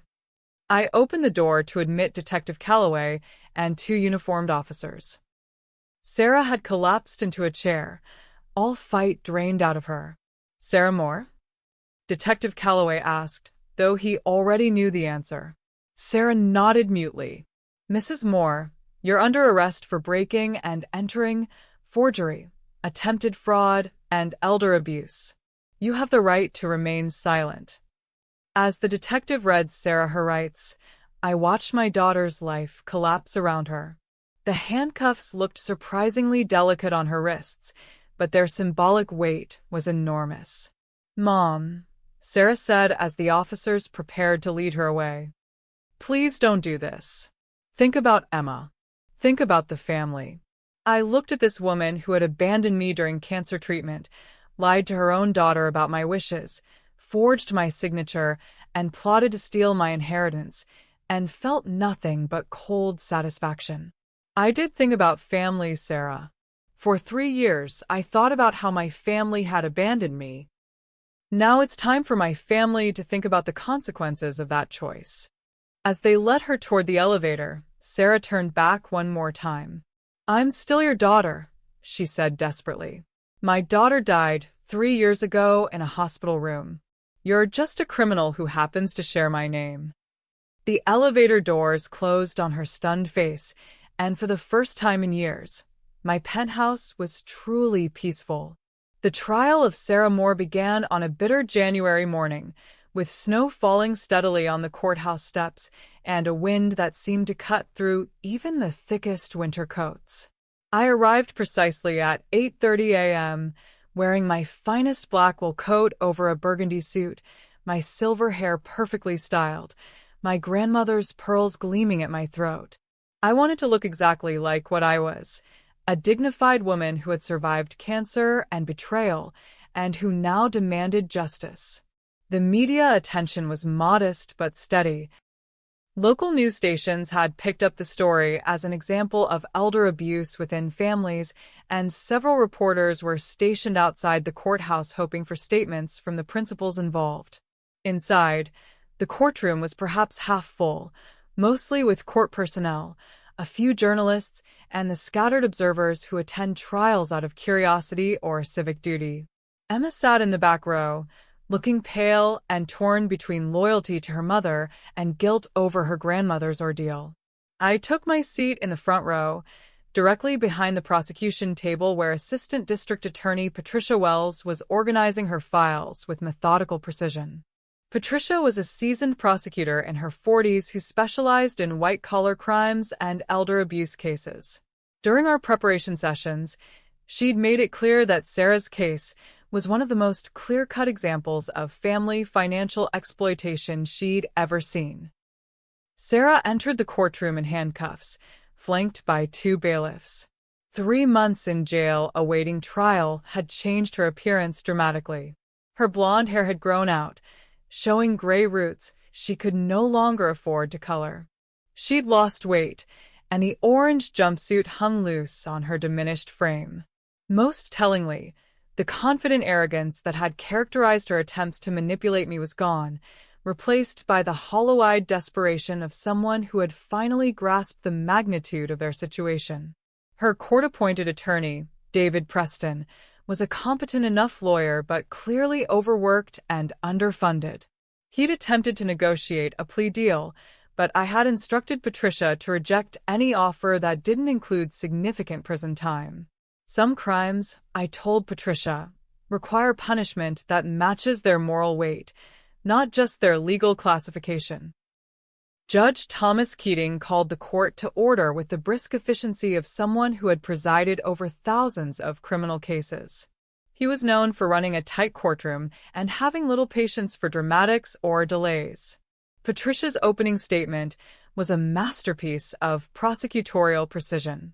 "Ladies and gentlemen of the jury," she began, "this case is about the ultimate betrayal, a daughter who abandoned her mother during cancer treatment, then returned years later to steal the inheritance that abandonment had cost her." She outlined the charges systematically: breaking and entering, multiple counts of forgery, attempted fraud, and elder abuse. Each charge was supported by overwhelming evidence, security footage, recorded conversations, forensic analysis of forged signatures, and witness testimony that would paint a comprehensive picture of Sarah's crimes. You will see video evidence of the defendant breaking into her mother's home and forging legal documents, Patricia continued. You will hear recordings of her discussing how to steal her mother's assets and even speculating about hastening her mother's death. This is not a family dispute. This is a calculated criminal conspiracy targeting an elderly cancer survivor by the one person who should have been protecting her. David Preston's opening statement attempted to portray Sarah as a desperate mother driven to poor choices by financial pressure and family dysfunction. Sarah Moore is not a criminal mastermind, Preston argued. She's a struggling mother who made terrible decisions when faced with losing her home and her daughter's education. Yes, she broke the law, but she did so out of desperation, not malice. We ask you to consider the circumstances that drove her to these actions and to show mercy for a woman who has already lost everything. The defense strategy was clear. Acknowledge the crimes but blame them on circumstances rather than character. It was Preston's only viable approach given the overwhelming evidence, but it carried significant risks. By admitting Sarah's guilt while asking for sympathy, he was essentially conceding the prosecution's case while hoping the jury would ignore the most damning evidence of her callousness. The prosecution's case unfolded over 4 days, each piece of evidence more devastating than the last. Detective Calloway testified about the investigation, explaining how Sarah's pattern of behavior had escalated from manipulation to outright fraud. His testimony was calm, professional, and utterly damning. The defendant had been systematically documenting her mother's assets and legal arrangements, he explained. We found evidence that she had been planning this fraud for months, waiting for the right opportunity to execute it. The security company technician who had installed my cameras testified about the footage captured during Sarah's break-ins, walking the jury through video evidence that showed her entering my home without permission, copying documents, and practicing forgery. The defendant spent approximately 40 minutes in the apartment during the first unauthorized entry, he explained. The cameras captured her photographing documents, testing different pens for signature forgery, and even practicing Mrs. Whitfield's signature on multiple pieces of paper. Elaine Harper, my attorney, testified about the fake estate documents we had created to trap Sarah, explaining how the obvious legal flaws would have made them worthless in any legitimate proceeding. These documents were designed to look authentic to a layperson while containing enough errors to ensure they would never be legally binding, she explained. They were bait, essentially, to document the defendant's willingness to commit fraud when she thought she could benefit from it. But the most powerful testimony came from an unexpected source, Emma. My granddaughter had been subpoenaed by the prosecution as a witness to Sarah's behavior and statements during the period leading up to her arrest.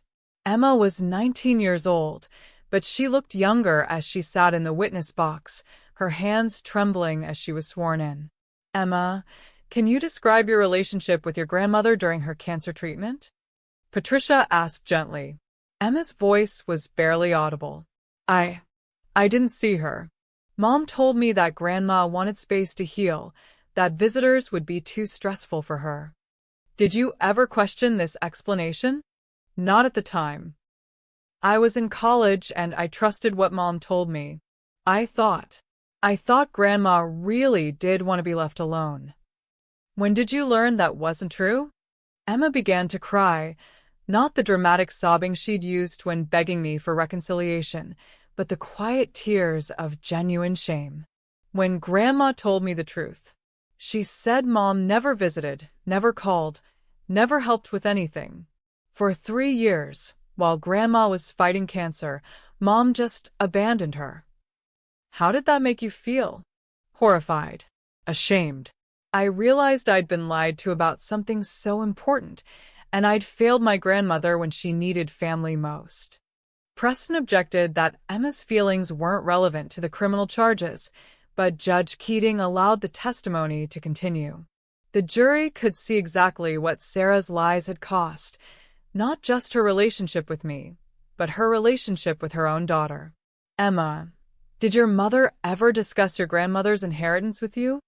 All the time. She kept saying that Uncle James had meant for the money to help the whole family, that Grandma was just being stubborn and would eventually come around. She said once she got control of the estate, she'd make sure I could finish college without student loans. Did she ever discuss specific plans for accessing your grandmother's assets? Emma looked directly at Sarah, who was staring at the table in front of her, unable to meet her daughter's eyes. She said she was working on getting power of attorney, and that once she had that, she could handle all of Grandma's financial affairs. She said it would be better for everyone because Grandma was getting old and might not make good decisions about money. The testimony painted a picture of months of premeditation, with Sarah systematically planning to gain control of my assets while lying to her own daughter about her intentions. When I took the witness stand on the fourth day, I was ready. I had been preparing for this moment since the day Sarah first rang my penthouse doorbell, and I intended to make sure the jury understood exactly what kind of person she really was. Patricia guided me through my testimony with professional skill, starting with my cancer diagnosis and treatment. Mrs. Whitfield, can you describe what your relationship with your daughter was like before your cancer diagnosis? We weren't particularly close, I said honestly, but I thought we had a normal mother-daughter relationship. I helped her financially when she needed it, spent holidays with her family, tried to be supportive of her choices. How did that change when you were diagnosed with cancer? She disappeared from my life completely. No visits, no phone calls, no offers of help. I fought cancer alone while my daughter acted as if I had already died. How did that make you feel? I paused, not because I needed to think about the answer, but because I wanted the jury to understand the weight of what I was about to say. Abandoned. Betrayed. Like I had raised a stranger who was capable of leaving her mother to die alone. And when did Sarah reappear in your life? The day she learned I had inherited my brother's penthouse and estate. She showed up at my door after 3 years of silence, pretending to want reconciliation while actually wanting access to my money. Patricia played selected portions of the recordings I had made of Sarah's conversations, and I watched the jury's faces as they heard my daughter discussing my potential death as a business opportunity. The cross-examination was brutal, but expected.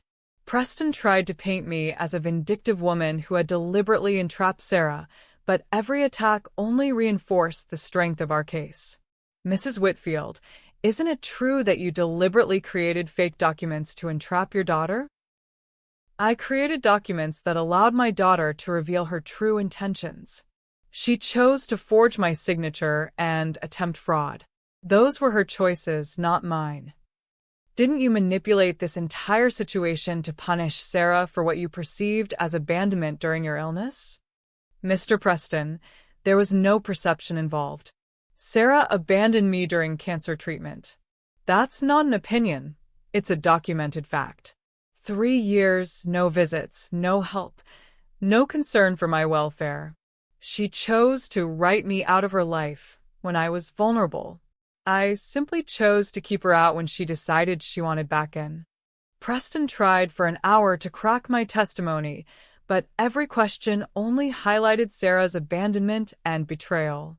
By the time I stepped down from the witness stand, it was clear that the jury believed my version of events completely. The defense's case was weak and desperate. Preston called character witnesses who testified to Sarah's previous good reputation as a mother and community member, but their testimonials rang hollow against the audio recordings of her criminal planning. Sarah's former employer spoke about her work ethic and reliability. Her daughter's former teachers praised her involvement in school activities, and neighbors described her as a caring mother who always put Emma first. But none of this could overcome the fact that the jury had heard Sarah discussing my potential death as a financial opportunity and seen video of her forging my signature. Preston made the crucial error of putting Sarah on the stand in her own defense. Sarah maintained that her actions had been motivated by desperation rather than greed, that she had genuinely believed I would want to help my family once I understood their financial situation. I know I made mistakes, she testified, tears streaming down her face. But I never meant to hurt my mother. I was just trying to find a way to save my family. Patricia's cross-examination was surgical in its precision. Mrs. Moore, you testified that you were trying to save your family. Where was that concern for family when your mother was undergoing cancer treatment? I was dealing with my own problems. I didn't know how to help. You didn't know how to visit? You didn't know how to make a phone call? You didn't know how to sit with your mother during chemotherapy? Sarah's composure cracked completely. I was scared, okay? I was scared of seeing her sick, scared of dealing with the possibility that she might die. It was easier to just stay away. Easier for whom? For me, Sarah whispered, finally admitting the truth that had been obvious from the beginning. And when you learned that your mother had inherited millions of dollars, did you think it might be easier to reconnect then? Sarah couldn't answer. She just sat in the witness box, crying, as the full scope of her selfishness was exposed for everyone to see. The closing arguments were masterful pieces of legal theater.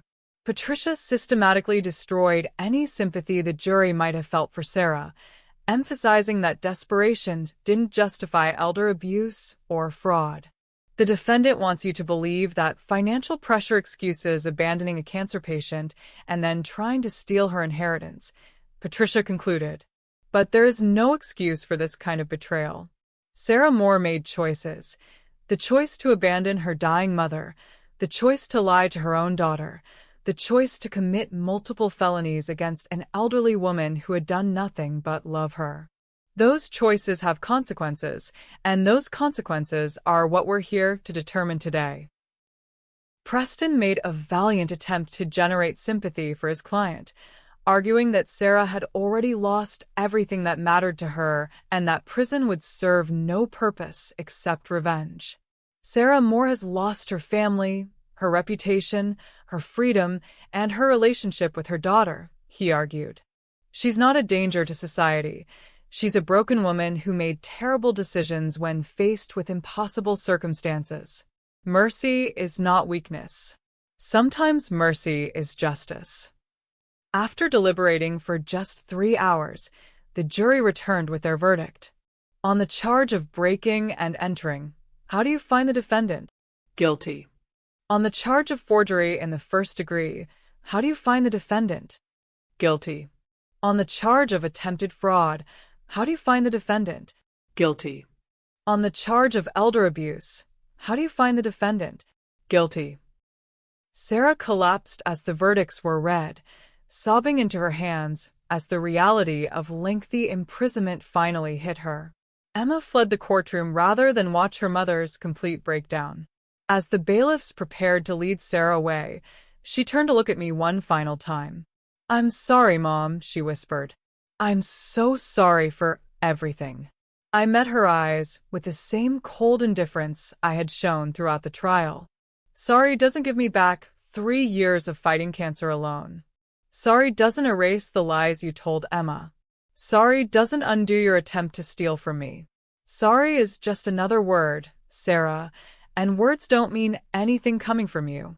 The courtroom erupted in murmurs as Sarah was led away to await sentencing. Judge Keating scheduled the sentencing hearing for 2 weeks later, but everyone knew what it would be. Multiple felony convictions for elder abuse and fraud carried mandatory minimum sentences that would keep Sarah in prison for years.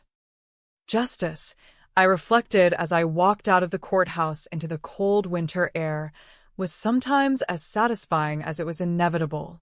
Judge Keating's sentencing hearing took place exactly 2 weeks after the guilty verdicts, in the same courthouse where Sarah had been convicted, but with a noticeably smaller crowd. The novelty of the trial had worn off, and most of the media attention had moved on to fresher scandals. I arrived early, as had become my custom, wearing a charcoal gray suit with my pearls, the same jewelry I'd worn to every court appearance, a visual reminder of the dignity and class that Sarah had tried to destroy through her betrayal. Emma was not present. My granddaughter had called the night before to explain that she couldn't bear to watch her mother receive a prison sentence, even though she understood that justice required it.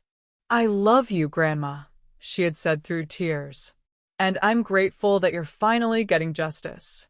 But I can't watch them take her away." I understood. Emma was 19 years old, still trying to process the complete collapse of everything she believed about her family. Watching her mother sentenced to years in prison would be traumatic regardless of how richly deserved that sentence might be. Sarah entered the courtroom looking even more diminished than she had during the trial. 2 weeks in jail awaiting sentencing had stripped away the last vestiges of her former confidence. She moved slowly, her shoulders hunched, her eyes fixed on the floor. David Preston had filed several motions requesting leniency, arguing that Sarah was a first-time offender who had acted out of desperation rather than malice. All had been denied. Judge Keating was known for his strict interpretation of elder abuse statutes, and Sarah's crimes fell squarely within the categories that carried mandatory minimum sentences. "Before I impose sentence," Judge Keating began, "I want to address the nature of these crimes and their impact on the victim and the community." He looked directly at Sarah, who was finally forced to meet his gaze. "Mrs. Moore, you have been convicted of multiple felonies committed against your own mother, an elderly cancer survivor who should have been able to trust you above all others. The evidence presented at trial shows a pattern of calculated betrayal that began with abandoning your mother during her illness and culminated in attempting to steal her inheritance through fraud and forgery." Sarah started to speak, but Judge Keating held up his hand. "The court has reviewed the victim impact statement submitted by Mrs. Whitfield, and I have rarely encountered a more comprehensive account of family betrayal and its consequences. You didn't just commit crimes against your mother. You destroyed the fundamental trust that binds families together." He consulted his notes, then delivered the sentences that would define the rest of Sarah's life. On the charge of breaking and entering in the first degree, 5 years in state prison. Sarah's attorney had warned her this was coming, but hearing the words spoken aloud caused her to sway in her chair. On the charge of forgery in the first degree, 7 years in state prison, to run consecutively. On the charge of attempted fraud, 5 years in state prison, to run concurrently. On the charge of elder abuse in the first degree, 10 years in state prison, to run consecutively. The mathematics were devastating.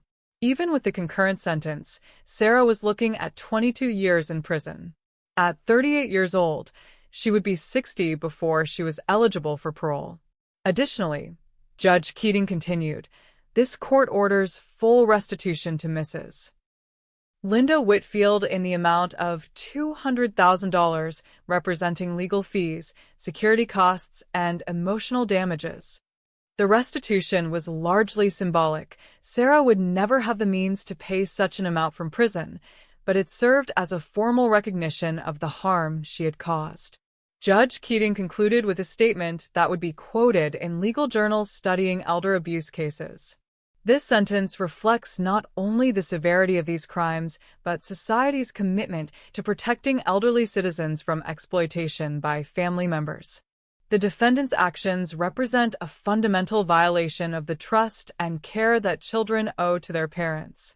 Her punishment must serve as a deterrent to others who might consider similar crimes. As the bailiffs prepared to lead Sarah away for the final time, she turned to face me. 22 years, she said, her voice hollow with disbelief. "You're taking 22 years of my life."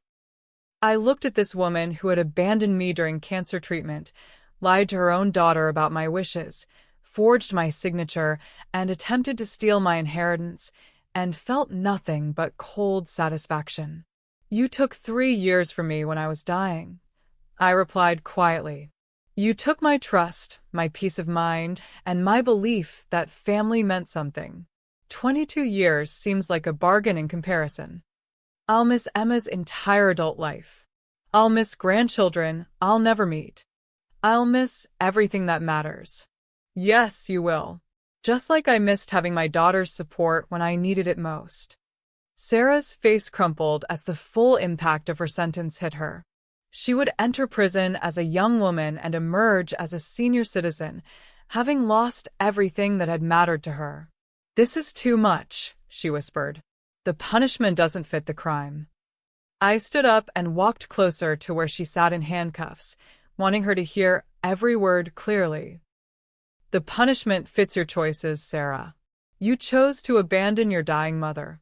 You chose to lie to your daughter. You chose to forge my signature and attempt to steal from me. Every year of that sentence represents a choice you made. I was desperate. You were selfish. There's a difference." As the bailiffs led her away, Sarah looked back one more time. "When I get out, you'll be gone. I'll never see you again." "Good," I replied. "That was always the point.